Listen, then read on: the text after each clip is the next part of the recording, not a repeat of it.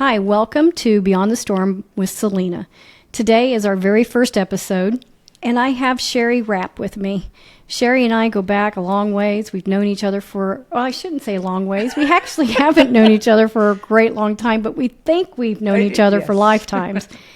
Sherry works in the industry of recovery with families, and I'm excited to have her on this very first episode. I hope to convince her to kind of come join me and co-host some of these in our future. Sherry, welcome. Thank you, Selena. So tell me a little bit about where you fall into recovery. What's your history in the industry of recovery and your personal connection with it? Okay. Man, it's been a long journey. My son is now 40 years old. We started having stuff happening at the age of 11. And so it seems like a true lifetime of struggling one way or another. And he wasn't in active addiction that whole time, but off and on. And, you know, we would have periods of clean time and different stuff. But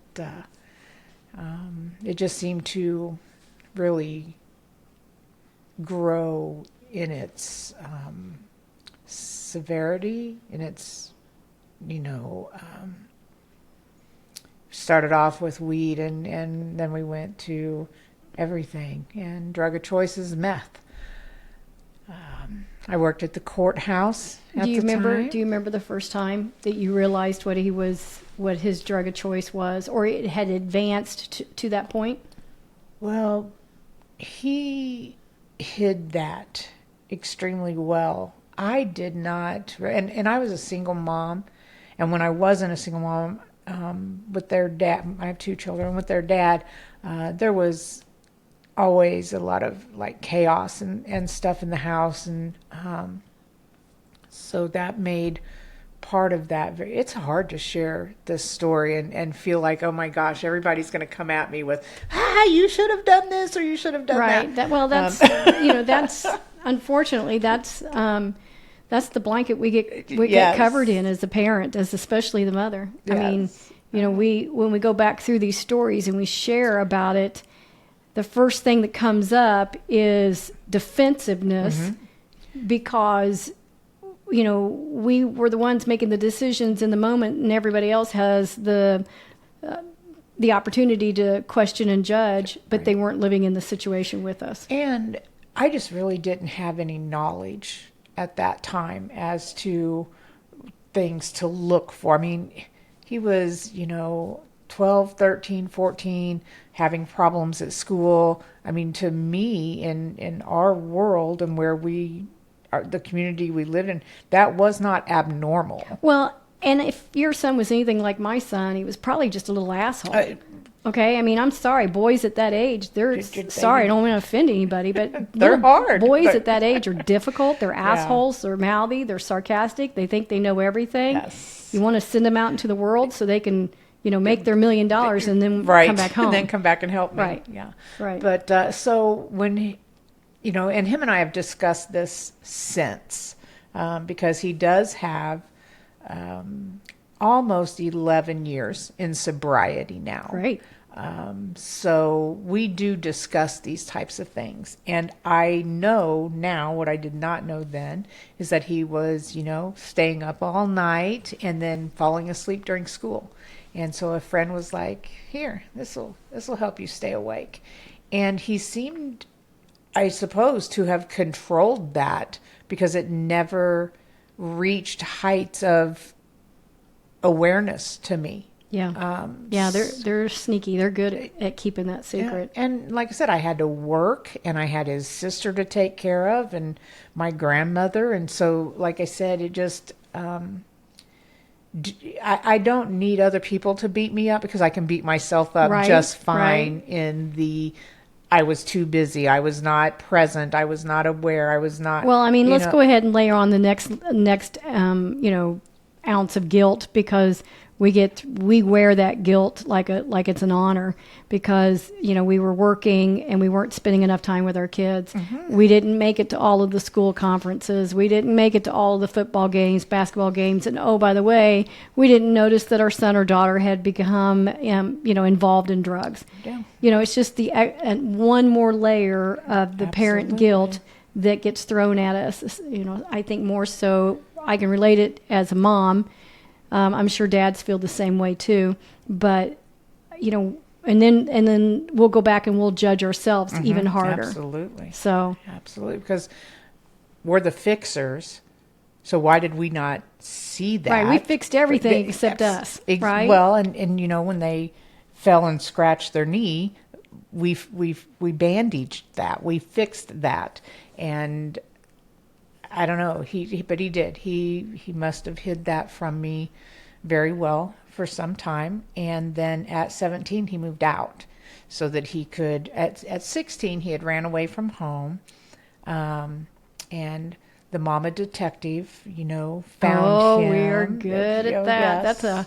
That's a skill that I think is- we're born with, but we perfect it when We you put do. us to the test. We do. And he had left state with a friend, and through those detective skills, I found out exactly where he was and called the sheriff of that county and said, "Hold him until I get there." Oh yeah, I had those too. Yeah. I had those situations too. And I remember when it's like 3:00 in the morning. I'm walking into that sheriff's station, and he's like, "Now, Mama, hang on. Right. He's been really good since he was." I was Right. like, "Get out of my way." Right? I had the same encounter. I had a similar encounter.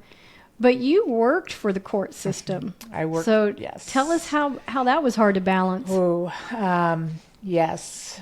So I worked at the courthouse. I worked with the judge while my son was being brought in front of the judge. And, working there. Now, hang on a second. Just Okay. let that sit in for a second. You worked in the courthouse in a position that everybody knew who you were, Yes. and you were privileged to knowing a lot of the judicial ins and outs of what was happening in the county. Yes. And now your son is now entered into cases set before the judge that you had a working relationship with. Correct. That's tough. And he had entered into that system as a juvenile. And I don't remember exactly what he had done to get into the juvenile system, but I was like, okay, cool. We're going to get this right under control, and we're going to have smooth sailing from here on. You thought the juvenile system was going to help you. It was going to help me fix what was going on with my son and the drugs that were available. Same. I did the same thing. I wanted him to learn in the juvenile system so that we would avoid the criminal system as an adult. Yeah.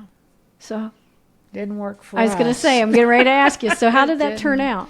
Did not work for. It worked for a while. Like I said, he had periods that he would just smoke pot, and he could maintain that to some And that some was degree. years before pot was even being talked about being legalized. Correct, and So- it was not to the degree that it is today Acceptance, in its potency. Oh no. And so there was still that very large scale between Right. what was back then. Because like I said, he's 40. Yeah. And we're talking about when he was 17, 18 years old. Yeah, Johnson County ditchweed is a whole different thing Yes. compared to what's out there now. Yes. And so,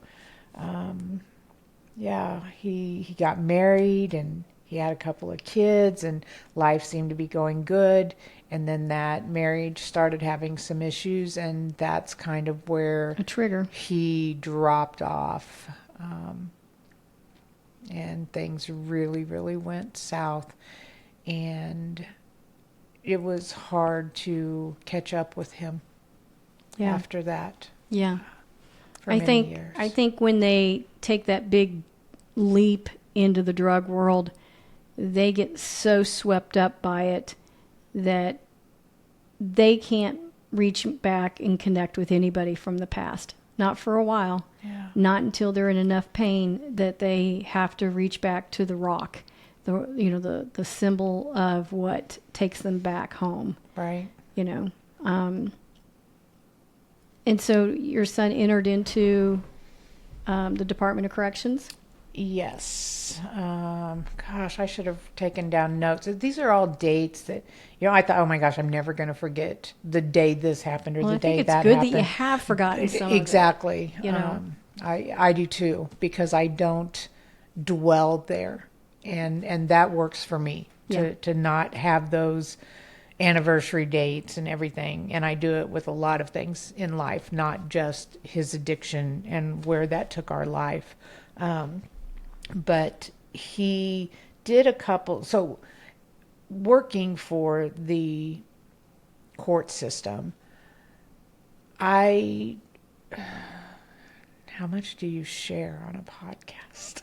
Whatever you feel like sharing. Okay, we're going to skip that part. Then I went to work for a private attorney. Okay. And so now my son was doing some of the stuff that he was doing, and we did not have attorney's fees that we would have to pay. And so the attorneys that I worked for would represent him. So he was, again, benefiting. Yes, from my position. From your connections within the legal system. Yes.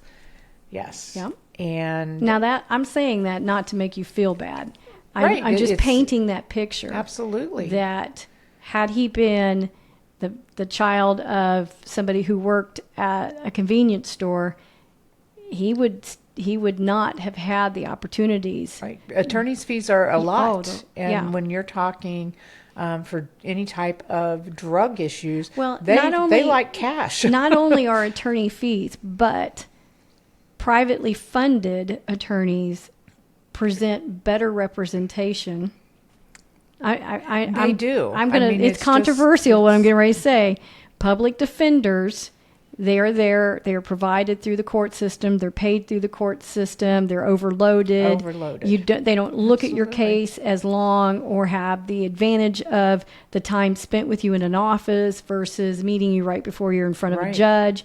Those scenarios create an environment that a public defendant attorney does not have the ability to represent you as well as a private attorney. And not to beat up on public defenders. I'm not, because we've actually, I was going to say, we've actually encountered a couple of public defenders that really went above and beyond.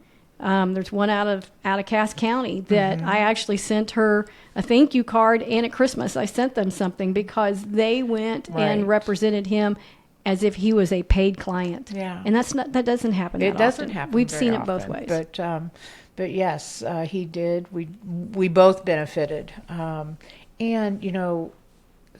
Selena, you and I in many conversations have talked about enabling. And so, I was guilty right there. Well, we all are. When you first discover that you have a loved one, whether it be a spouse, a sibling, a parent, a parent, you grow up enabling them, but a child, we naturally have codependency of that child. Yes. That's a natural nurturing expectation of a parent. Oh, they fell. They need your help. You got to walk over and pick them up. Right. Well, the same scenario falls with when they struggle in life, whether it be school, whether it be a relationship, whether it be drugs. Absolutely. You're genetically designed to be the nurturer, the caretaker, the problem solver. Yes. And then it's turned around and weaponized and used as enabling as a parent because we are now fighting nature versus nurture.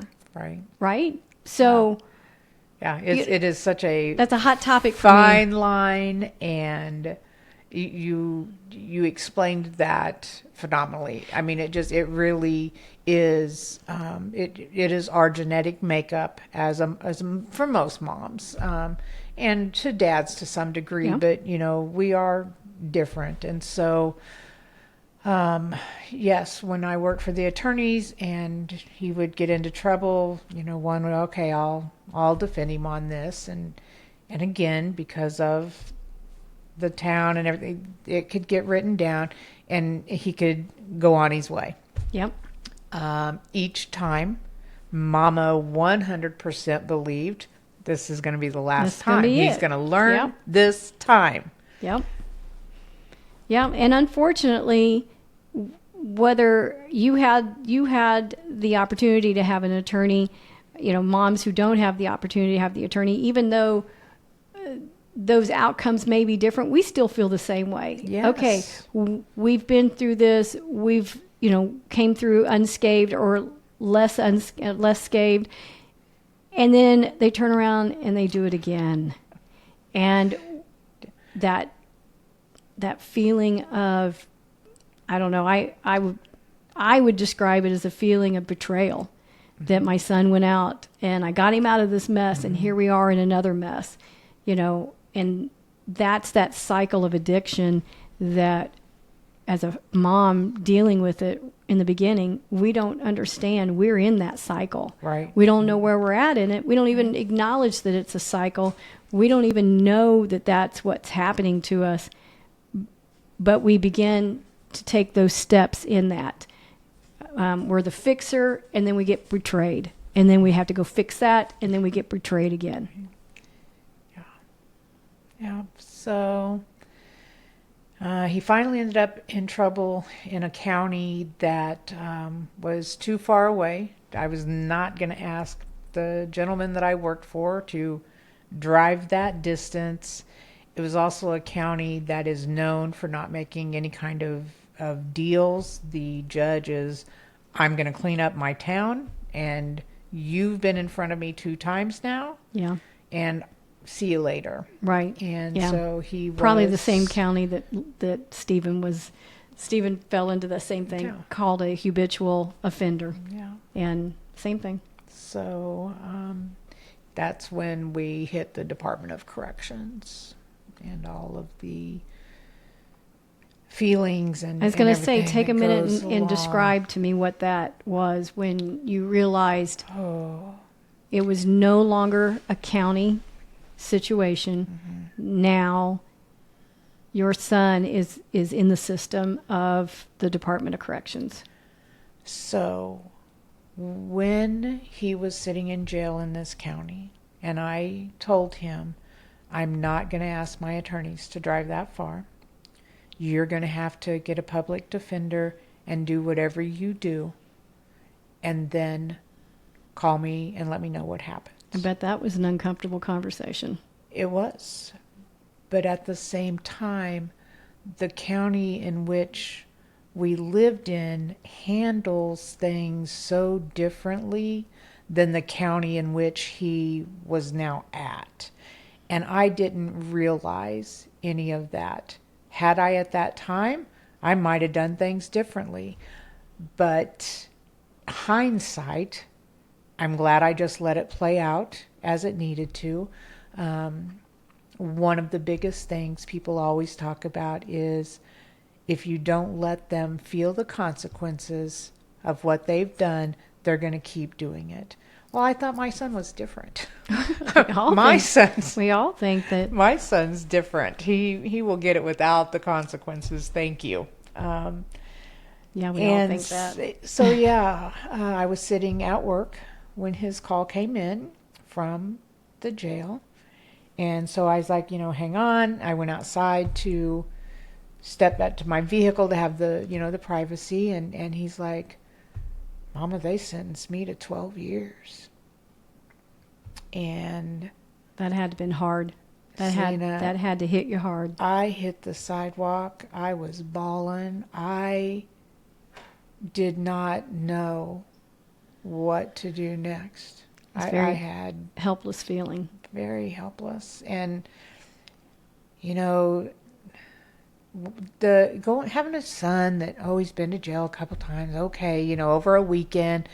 Now I have a son going to the Department of Corrections. And he's now a felon. And And their whole world changes. Absolutely. The trajectory of their life now completely goes in a different direction. Absolutely. Now housing will be difficult, jobs will be difficult, credit will be difficult. Yes.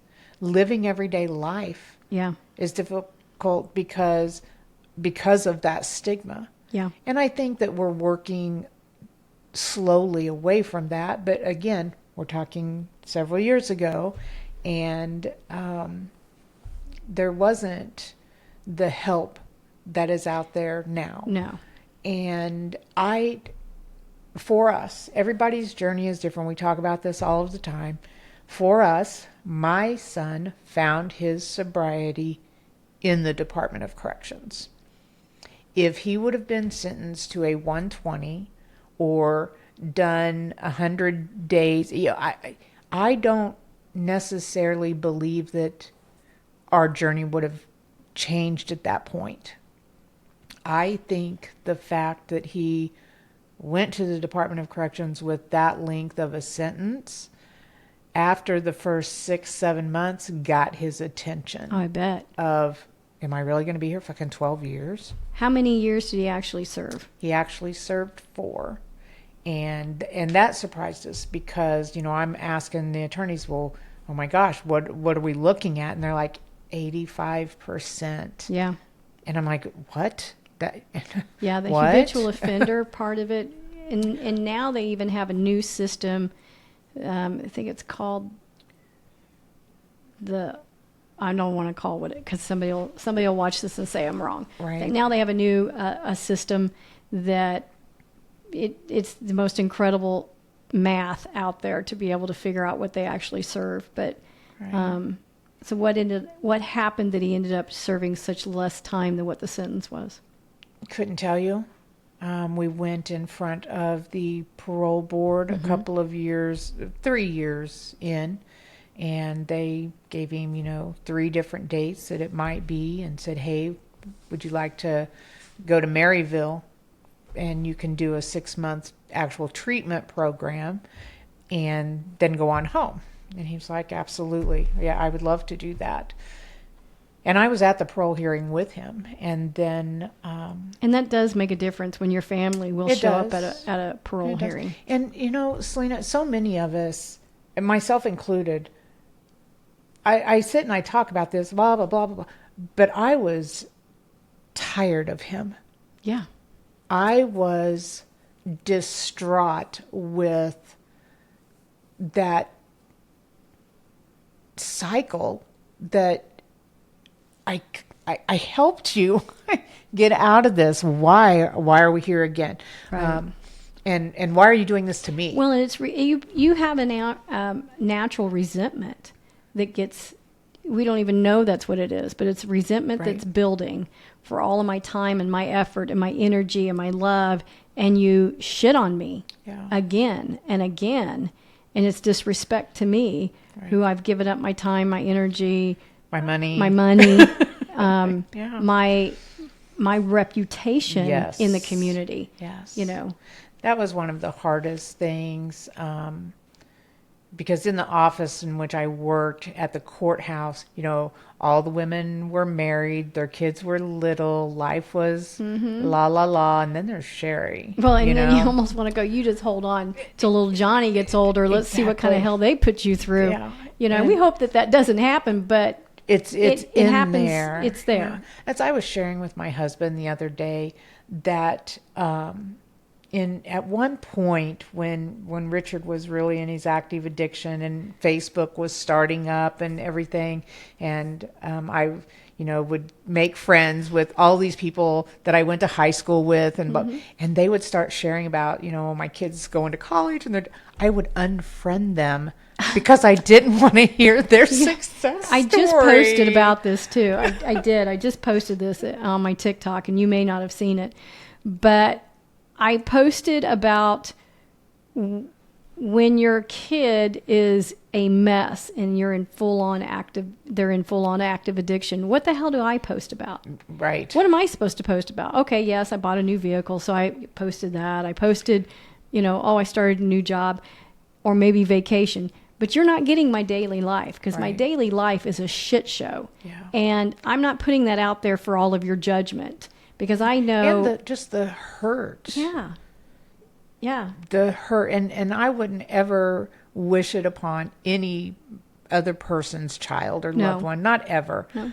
But it was hard for me to read those success Of course stories. it was. And I was course like, it okay, was. you're looking at my Facebook, and what are you thinking? Right. And yeah, so don't you have a son? Well, at that time, you're right. There wasn't pictures of him on my Facebook. There wasn't stories of our family outings and stuff, because those were non-existent. Well, I even went a step further with living my double life. I had a younger son who was really very talented and very skilled at riding horses, and he competed. I flooded all of my stuff with that. Right. And that was not necessarily to cover up the other side of it, but it was definitely where I wanted to put my time and energy in, because it was something we could celebrate. Right. It wasn't the gloom and doom of Stephen's in prison and we got 2 letters from him this week and this is what he's writing home about. Yeah. You know, or here's a stack of legal stuff that we're trying to get navigation through. You know, I mean, they were polar opposites, so I'm sure you had a similar Yes. situation with having 2 children. Yes, my daughter, definitely the polar opposite. And there's 10 years between them. Same. So that makes a big difference as well. And, you know, her and I have talked about her feelings through some of that, and just, you know, the sadness of having an absent brother Sure. and knowing the things that he was doing. I can imagine. I mean, we did not take, I did not take my youngest son, Logan, into the prison system. I would not visit Stephen very often, mostly because of how far away it was. And that there was a good system that was in place with tablets. So there was a lot of, we could communicate and see each other, and phone calls multiple times a day. I always kept plenty of opportunity on the phone system for him to call. Right. To the point he called me at times when I didn't want to talk to him. Right. Most inappropriate times. I swear, if I was sitting in a job interview, my phone was blowing up or whatever. And same thing with Logan. Even though he knew his brother was in prison and they had as good of a relationship as you can under those circumstances, he wasn't telling anybody about it either. Right. He didn't want to explain to his friends about his brother. Right. It was too difficult. It is. And the judgment that we knew we would get from it, either I explained it in such a way that he didn't want to experience that himself, or maybe somebody had already shamed him about his brother. Right. I'm not real sure. But he Right. didn't talk about him either. Yeah, that's Becca didn't openly talk about it as well. But I did. She went to the jail or to the prison and saw him a couple times, but he was in Cameron, which was, I don't know, like an hour and a half drive from us. And I took his 2 children, ages 6 and 9, at the beginning.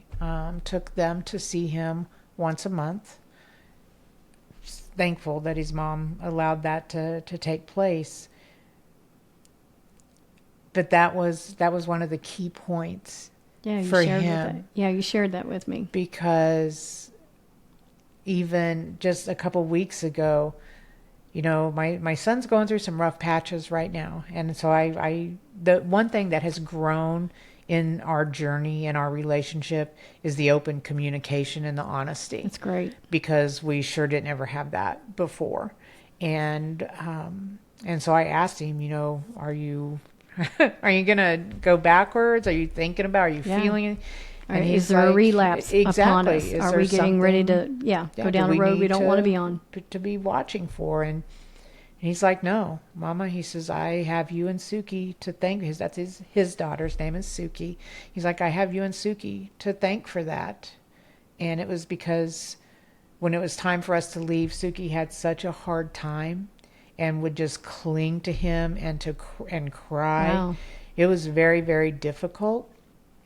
And I wonder, yes, I wonder if we, traumatized them, the two children, by doing this, or would we have traumatized them more by not doing it?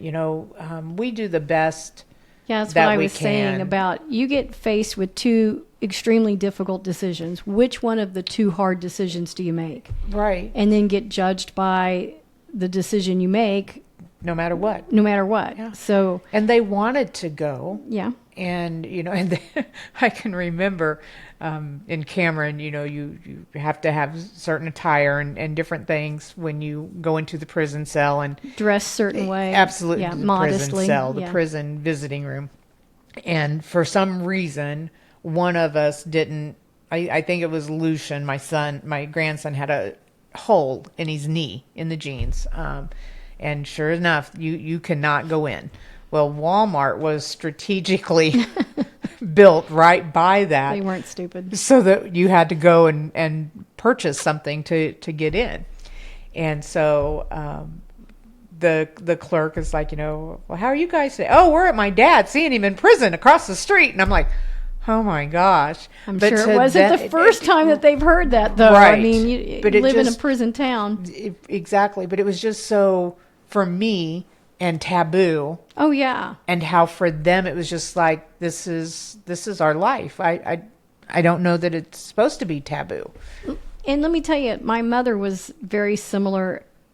I can remember a family reunion when Stephen first entered the Department of Corrections. Everybody would ask, "Where's Stephen?" Mm-hmm. And she would say, "He's out figuring things out." She would not tell them he was in the Department of Corrections. He was in prison. And I was not at that family reunion, but my youngest one came home and told me, he's like, Grandma won't tell anybody where Stephen's at. Yeah. I asked him, I said, "Did you tell them?" And he goes, "No, I didn't want my butt whipped." Yeah, I'm not going against Grandma. Forget about Mom. I'm scared of Grandma. Right. But she couldn't. Yeah. She was so embarrassed by that and shamed by that even her own family, she wouldn't tell. Of course, I think they all knew, but she was not going to admit that. And it's hard to say those words out loud. Yeah. It's very hard. I mean, I struggled with saying, my son is an addict. Oh, yeah. And now I have to struggle even harder with, my son is in the Department of Corrections. Yeah. Those are hard words to say out loud to myself, let alone to someone else. Yeah, and we could go down the rabbit hole of the Department of Corrections because I advocated for my son inside the prison, and we really had to negotiate a lot of stuff through his stint, and we'll use that for another podcast. Right.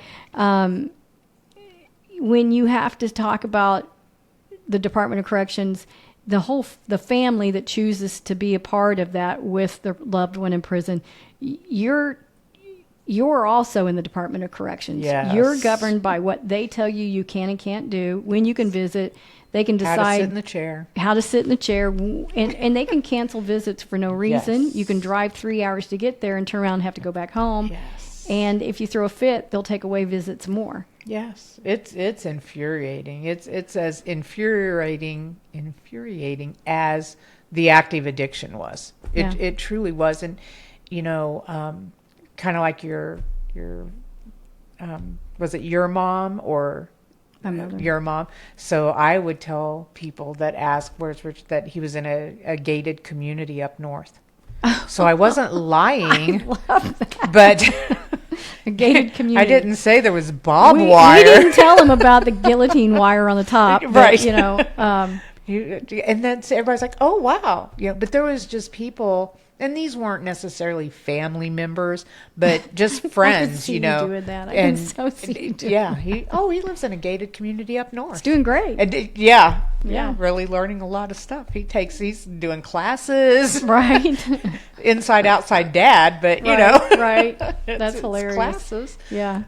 But And my son, he learned a skill while he was there. He learned a trade. He learned a tattoo. So, we could call, were Exactly. they being rehabilitated or not? Again, another whole topic Right. of a podcast. Yeah. But so your son was there for 4 years. 4 years, 3 years in Cameron, and then he went to Maryville for the 1 year. They had told us 6 months, and then when he gets there, they're like, Oh, it's a year long. "Yeah, this is a year-long program. I don't know why anybody would tell you 6 months." And Selena, as we do, as I did, I made phone call after phone call. How dare you guys? No, you said 6 months. I was there. I heard this. It's not the prisoner lying. No, I heard what they said. And you don't fight against the Department of Corrections. You're not going to win that one. You lose. But And now looking back, are you glad it was a year-long program? yes. Yeah. And like I said, everybody's journey, everybody's path is different. We talk a lot about rock bottom. Why did our kids not ever hit rock bottom? All right, I'm gonna go right here. I am tired of the word rock bottom. Yeah. Because I don't believe there is such a thing as rock bottom. I believe it goes right along with the same concept of tough love. The whole theory of tough love was to let them hit rock bottom. Well, if tough love isn't effective and there is no rock bottom, then you take those two things away. Now we have to do some work. Right? Now we can't just say, I'm not going to get involved in you. I'm tough loving you. You figure it out. Yeah. I figure out your rock bottom. Well, if you take those two things away, then that What means... are they left with? What are they left with? Yeah. That's where the work begins. And so rock bottom for us was death. Right. And if that's truly what rock bottom is, then are we telling everybody that rock bottom is death? That's the only way out. Right. So, Right. I didn't mean to interrupt you, but no, that's my feeling on rock absolutely. bottom, the theory of it. Absolutely. And, and there are different versions of the tough love. And working in the field, I do have people that say, yeah, I called mom and she's like, good luck, and hung up the phone. And that's when I realized I have to do something. So for some, it works. For some, it does not. And the one thing about this journey is there's really no right or wrong answers, because every person is different. Every situation is different. The dynamics of the family needs to be taken into consideration. I could have went and not ever visited my son in prison, but for me, that just wasn't the option. That wasn't the I relationship took. you had with him. It isn't what you would have wanted with him. Exactly. It wasn't what I would have wanted with him, because when he went, our relationship was pretty banged up from age 17 to, like I said, what's the math? He's 40. He's been out probably 6 years. And so he went in, and he's had 2 heart valve replacements, surgeries. And that kind of tends to bring a new perspective to life as well. It does. Again, if we had some type of crystal ball that showed us this is what your tough love's going to do. Right. This is how it's going to work. It'll be great. Okay, great. I'm all for it. Right. If taking your granddaughter at 6 up there and her crying like that literally took all taste of wanting to do meth out of your son's mouth, oh good, I'm going to do that. Yeah, let's package that up and go serve it to everybody. And right. so, we're flying by the seat of our pants too. And even being in the field and learning some of the things. One of the things about being in this field for myself. Let's first go back and say how you got into the field, because we haven't introduced that. Okay. So, when he was sentenced to the 12 years and I got that phone call, my life hit my rock bottom, so far anyway. And I really lost it for a while. I was unemployed. I just didn't really know how to handle it. It probably put a very bad taste in your mouth with the legal system. Yeah. For sure. Yeah. And I was dating someone new and you know, he had the patience of Job through all of that. Definitely a rock. And so I was my son had gotten out of, he had done his 4 years, and the place that I work was having like a family day at the park where they were grilling hot dogs, and it was a big recovery day. Hey, this is for fun for the families and the kids. And so my son had the visitation in the beginning had to be with his children, had to be supervised by me. So he was at my home for the weekend. The kids were there, and I was like, let's go do this. It's at the park. It's a beautiful day. We'll have lots of fun. And the kids can see kind of what the other side of this Sure. looks like. And so we went, and the person that hired me wasn't going to come that day. He is the co-founder of the agency I work for, a nonprofit agency that I work for.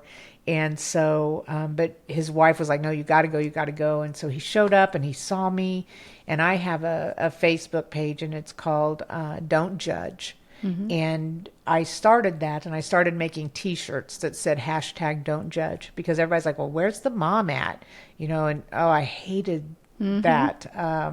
I was there. I tried. You guys, I stomped, I screamed, I prayed, I cried, I begged, all of the things to have a different outcome than what we did. And I got really tired of being judged of my existence or non-existence in any of that world. And so for some reason, this gentleman had heard of that page and kind of knew that now I was no longer hiding in the corners with my story. Mm-hmm. I was being vocal about what we had went through and surviving that. If this could happen to us, it could happen to anybody. Absolutely. I mean, I work at the courthouse. Right. I wouldn't think that somebody that worked at the courthouse would have a kid that was doing drugs. Right. And one of the things that helped me at that time was an attorney in town came up to me and said, I just want you to know that I have a son doing the same thing. This isn't about you. Oh, very cool. And so, I mean, now I work at the courthouse, and attorney's above me. Right. So if it can happen to him, then it really can happen to anyone, because he has money for treatment centers. He just took the stigma away. He just took the stigma that you had been loaded down and carrying. Yes. He just took that from you. Yes. Very cool. And again, I couldn't afford treatment centers. We didn't have money for stuff like that. We had to play it out in the system. Yeah. That was our only choice. And so, anyway, this gentleman knew that I was kind of sharing my story, and he pointed at me. He's like, I need to talk to you. And I'm like, oh my gosh, who are you? And why do you want to talk to me? Richard, what did you do? What happened? Yeah. Right. And he's like, no, I have this nonprofit, and there's a piece missing to my puzzle, and it's the family point of view. Very cool. And the family, because addiction affects the entire family. And so I want you to meet me, and let's discuss you coming to work for me. And that's basically exactly what happened. That's awesome. That had to make you feel like you had lived all of this for a reason. Yeah. That my experience and what I had, the trauma that I had survived, it had to have meant it happened for a reason. Something. And they say everything happens for a reason. Mm-hmm. And I'm not a big believer in that, you guys. There's been things that happen in my life that I just, there was no reason for that. There was no reason for that. Right. So, but it did give me a platform to help break that stigma, and to help other family members and other people trying to survive this journey that and that's what I was searching for. There was no, I didn't want to go to AA. I didn't want to go to Al-Anon. Yes, Al-Anon. Mm-hmm. That was not for me. I was looking for a support group. I needed another mama, an actual mama, to say, I've been in your shoes. We went through the court system. Yeah. We went through the Department of Corrections, and we survived it. And I needed that hope. Yeah. Because I had zero. Yeah. Same here. Same here. I lived in embarrassment and shame and didn't want anybody to know that we were dealing with this. And even if I did reach out and want to find a support group, I knew that my story was probably a little more extreme than the average story. Right. And I didn't want to be the poster child or the poster mom of that room, or my story to traumatize others in that situation, or walk out of there feeling like, well, I was the freak show of the afternoon. Right. So much for that. So I can definitely understand the gap in the system that created this barrier for mothers, especially fathers, but family members, that were living with this living, breathing trauma that's growing and happening right here, right now, and there's no resolve anywhere to be found. Right. There's other than maybe going to therapy, which a lot of people don't have that. That's a barrier for most. Absolutely. Even going to therapy, you got to find the right therapist that can manage what you're getting ready, because you're going to trauma bomb the therapist. Absolutely. Because I've done it. Yeah. I've trauma bombed a couple of therapists. And then you have to relive your story over and over and over, and it creates more trauma. So back in those days when you were in those trenches and we didn't know each other, but those days and the time periods are pretty close for us. We were out here trying to survive and thought we were alone, but we were an army of women working separately who hadn't connected. Yeah. And so the whole purpose of what we're doing now and what you do in your professional capacity and what I'm working at developing is creating that basic training for this army to come together. Really, basically, it's basic training for us to boot camp to survive the trauma of addiction. Yeah. The trauma. Lace up, ladies. Right? Here we go. We're going into battle. Yes. We're not leaving one behind. Right. So the point that I think behind this story that you're sharing is we cannot leave other mothers out there alone fighting by themselves, because there's so many silent tears. Oh my gosh. Yeah. You got it all day long. You got to put on your fake smile. You got to go out into the world. You got to go to work and you got to. Yes. And then you go home and you have another child to take care of. And you got to leave that fake smile on because you don't want to trauma bomb them either. Right. They're already in the trenches to some degree. And so you've got to still hold it together for them. And then finally, the dishes are done. Things are put up. You can go stand in the shower and cry. Yeah. Because that's where I cried. Yeah. Because nobody could see me in the shower. Right. Nobody could hear me in the shower. Yeah. My younger son did not know I would stand in the shower and just cry. Yeah. Because how do I get up and do this again tomorrow? Right. How is there an end to any of this? Is there a good outcome to any of this? Is there, what do I do? How do I continue to hold this together? And you're right. That's what we want to do, is have a safe place for other people to, share their comments, and questions and, struggles, and, maybe give us some topics that you would like to hear for sure. us talk about. So before we actually step into that, where's your son at today? What's going on today? Okay, well, he, like I said, he is in his sobriety, and he's staying really, really concrete in that. When he got out of prison, he did go get his medical card and has continued to smoke marijuana since. That's a very hard thing for me because I have this, oh my gosh, this is going to lead us right back to where we were. It's triggering. It's a trigger. It is. It very much is. And so, but he's been home, like I said, like 6 years, and has smoked marijuana the whole time, and that's as far as it has gone. So I'm trying to learn and to trust that he's going to make whatever decisions he makes anyway. But like I said, I want to keep that open communication and let him know that I'm here. He is going through a separation right now from his second wife, and that is very hard for him. But does he have the tools and the skills to manage it this time? I'm hoping so. Yeah. I'm really hoping so. And it's we talk about the barriers that they have, that a felon has trying to get out and come back into the world. And I'll never forget when he had called and he's like, "Oh my gosh, I got a 401k." And I'm like, "Good for you," and my son was a dealer, Selena. So one of my biggest concerns was that he's going to get out of prison. He's going to have to go work at some fast food or something making minimum wage. And he's going to be like, "Fuck this." Right. This is no, Right. But he hasn't.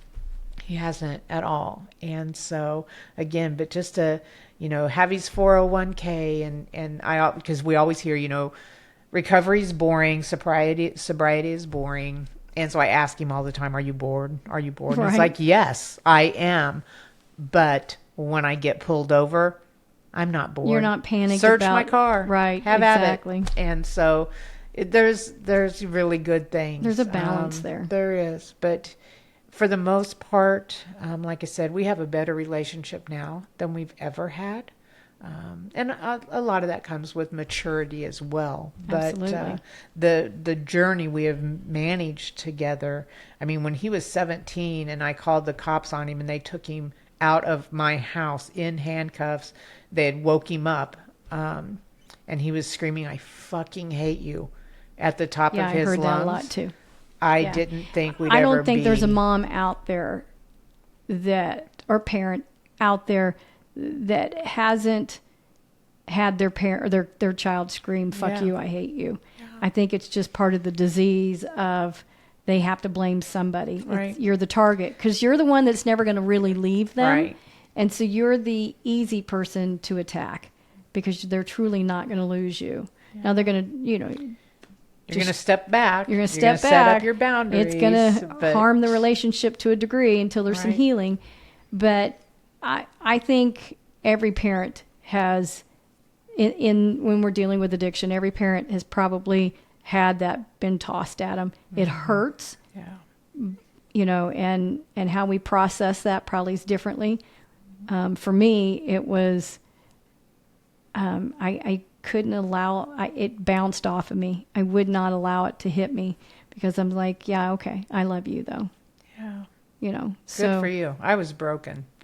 Yeah. It broke me. I'm not going to say it didn't tear me down. There were other things in my journey that was probably more harmful than hearing him tell me, I fucking hate you. Oh, great. I'm just glad I'm something to you. Right. And I share that story in my work, and talk to them about, it was not to piss him off. It was not if you have had this in your journey with your parents or with any loved ones, honestly, we're not doing it to make you. You're at the end of your rope. Yeah, and it's a desperate. I was saving his life. Yes, it is a desperate act that a parent takes when they are the ones that have to call the police on them. Yeah, it has twisted your gut for a long time before you pick the phone up and call. It's never a knee-jerk reaction to something. No. It is very thought out. It's very weighed out. Yes. Weighed out. What are the pros and cons of doing this? Yeah. And if you're a parent who has not seen the legal system, you probably don't know what you're actually doing, but you knew the legal system. I knew the legal system. I knew that once I made that phone call, I could not stop. That's right. It's out of your hands. I could not stop the train.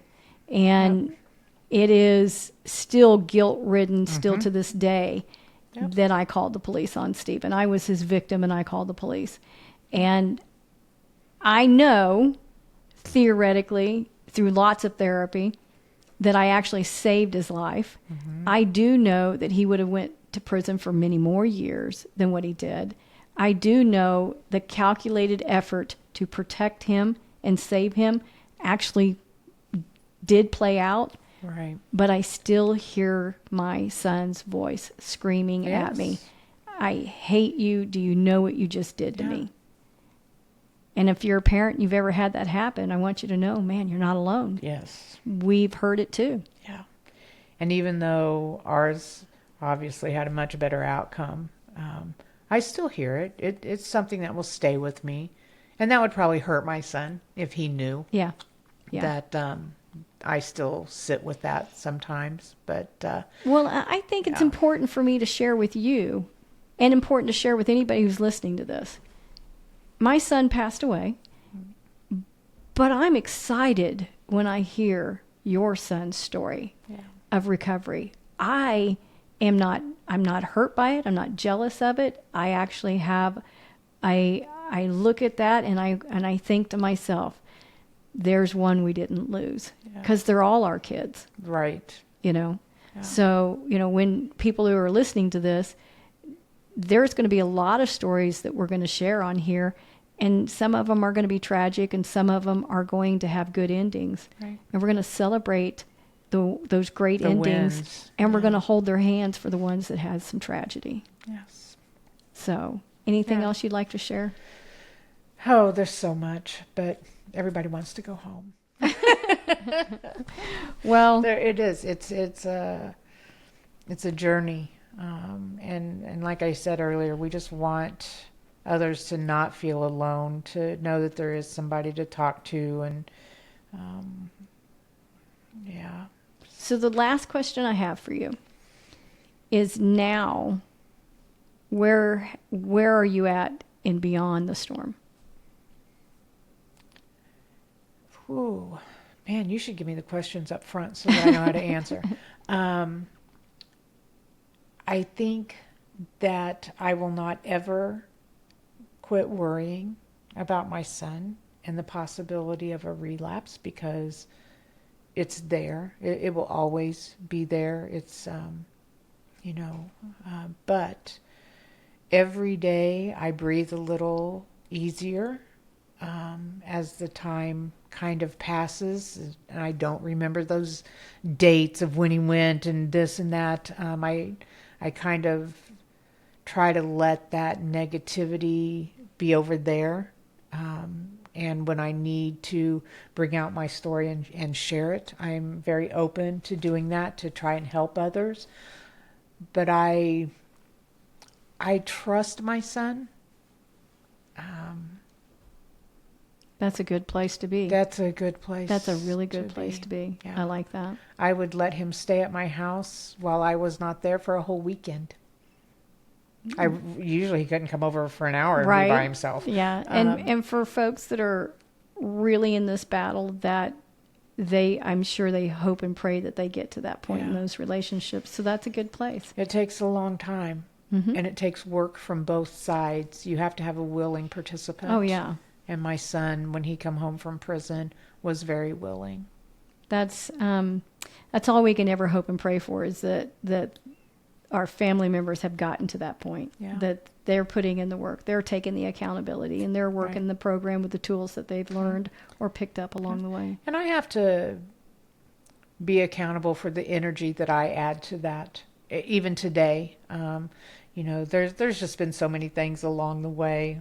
Like I said, I could sit here and talk for 5 hours as long as you keep shooting me questions, because something else comes up. Oh, remember when they were getting the stimulus checks? And Oh yeah. oh no, what's he going to do with it? Oh yeah, I got a whole. Yeah, we could and do a whole yeah. podcast on that. So Yeah, for but sure. yeah, to get to the other side, and be able to not cringe when the phone rings and I see his name. Yeah. That's a big deal. Oh yeah, for sure. And that's a trigger right there. It A lot of is. families, What's wrong now? right. What A did lot you of do families now? talk about that through some of the videos that I post, is that phone call.